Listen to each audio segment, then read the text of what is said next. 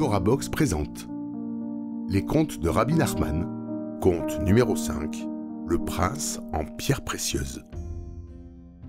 Il était une fois un roi qui n'avait pas d'enfant. Il s'employa à des traitements médicaux afin que sa royauté ne tombe pas entre des mains étrangères. Mais les médecins ne purent nullement l'aider. Il décréta que les Juifs se mettent à prier pour lui, afin qu'il ait des enfants. Les Juifs cherchèrent un tzaddik, afin qu'il prie et puisse obtenir que le roi ait des enfants. Ils cherchèrent et trouvèrent un tzaddik caché. Ils lui intimèrent de prier pour que le roi ait des enfants. Le tzaddik répondit qu'il ne savait rien. Ils rapportèrent ceci au roi qui, à son tour, envoya la garde à sa recherche. Il fut amené devant le roi qui commença à parler plaisamment. « Tu sais pourtant que les Juifs sont entre mes mains. Je peux faire d'eux ce que je veux. C'est pourquoi je te demande gentiment de prier pour que j'aie des enfants. » Le tzaddik lui promit pour cette année un enfant et rentra chez lui. La reine enfanta une petite fille. Celle-ci était une splendeur. À l'âge de 4 ans, elle connaissait toutes les sciences, toutes les langues et pouvait jouer des instruments de musique. Les rois de tous les pays venaient lui rendre visite pour la contempler et le roi débordait de joie. Plus tard, le roi désira fortement avoir un garçon, afin que sa royauté ne tombe pas aux mains d'un étranger. Il décréta à nouveau que les Juifs prient afin qu'il ait un fils. Ils cherchèrent le premier tzaddik, mais ne le trouvèrent point, car il était déjà mort. Ils cherchèrent encore et découvrirent un autre tzaddik caché. Ils lui demandèrent qu'il donne un fils au roi. Il répondit qu'il ne savait rien du tout. À nouveau, ils annoncèrent la chose au roi qui lui aussi déclara « Tu sais pourtant que les Juifs sont entre mes mains !» Le sage, le tzaddik, répondit « Pourras-tu exécuter ce que je vais t'ordonner ?» Le roi répondit que oui. Le sage rétorqua « J'ai besoin que tu m'apportes toutes sortes de pierres précieuses, car chaque joyau a son pouvoir. Il existe chez les rois un ouvrage dans lequel sont consignées toutes les pierres précieuses. » Le roi répondit « Je suis prêt à dépenser la moitié de mon royaume, pourvu que j'ai un garçon. » Le roi s'en alla et rapporta toutes sortes de pierres précieuses. Le sage s'en saisit et les pila. Il prit une coupe de vin et versa la poudre dans le vin. Il donna à boire une demi-coupe de vin au roi et l'autre moitié à la reine. Puis il leur dit qu'ils auraient un garçon qui sera tout entier de pierres précieuses. Il possédera en lui toutes les qualités et tous les pouvoirs de ses joyaux. Puis le sage, le tzaddik, rentra chez lui. La reine enfanta un garçon et le roi en conçut une immense joie. Pourtant ce garçon n'était pas en pierres précieuses. Quand le fils atteint ses 4 ans, il était exceptionnellement beau, expert dans toutes les sciences et connaissait toutes les langues.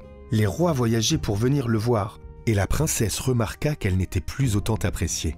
Elle conçut de la jalousie à son égard, mais telle était sa consolation. Le juste avait dit que le garçon serait tout en pierres précieuses, tant mieux qu'il ne le fût pas. Une fois, alors que le prince coupait du bois, il s'entailla le doigt. La princesse s'empressa afin de faire un bandage à son doigt, et elle découvrit là-bas une pierre précieuse. Elle devint encore plus jalouse et se rendit malade. Plusieurs docteurs arrivèrent qui ne pouvaient nullement la guérir. On fit appel à des sorciers. Il y avait là-bas un magicien à qui elle avoua la vérité, qu'elle s'était rendue malade à cause de son frère. Elle demanda au sorcier s'il était possible d'ensorceler une personne pour qu'elle devienne lépreuse. Le magicien répondit que oui. Elle lui demanda s'il fait appel à un autre sorcier, peut-être ce dernier pourra-t-il annuler le charme et le garçon guérirait. Le sorcier lui répondit que si l'on jetait l'objet de la magie dans l'eau, il deviendrait impossible de l'annuler. Elle agit en conséquence et jeta l'article de magie à l'eau. Le fils du roi devint tout lépreux. Il eut des boutons sur son nez, sur tout son visage et sur tout son corps. Le roi fit appel aux docteurs et aux sorciers, mais personne ne put le secourir. Il décréta que les Juifs se mettent à prier. Ceux-ci cherchèrent le tzaddik, qui avait prié pour que le roi ait un garçon, et le ramenèrent devant le roi. Or, ce tzaddik implorait constamment l'Éternel. Puisqu'il avait promis au roi que son fils serait tout en pierres précieuses et que cela ne s'était pas accompli, il argumenta devant Dieu. « Ai-je fait ceci pour ma gloire? Au contraire, je n'ai fait cela que pour ta gloire.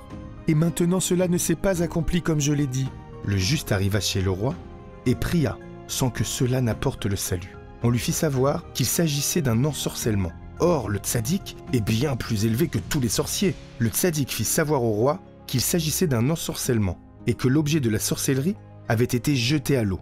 Le prince ne pourrait guérir qu'à condition que l'on jette à l'eau le sorcier qui a exercé ce charme. Le roi répliqua : Je te donne tous les sorciers et qu'on les jette à l'eau, pourvu que mon fils soit guéri.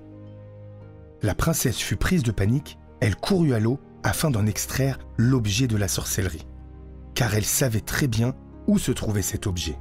Elle tomba dans les flots et il y eut un grand tumulte. « La princesse est tombée à l'eau !» Le tzaddik accourut et dit que le prince allait guérir.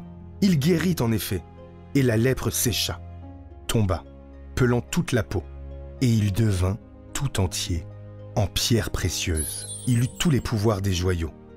Après que la peau soit tombée, on découvrit que le garçon était en pierres précieuses, comme le tzaddik l'avait prédit.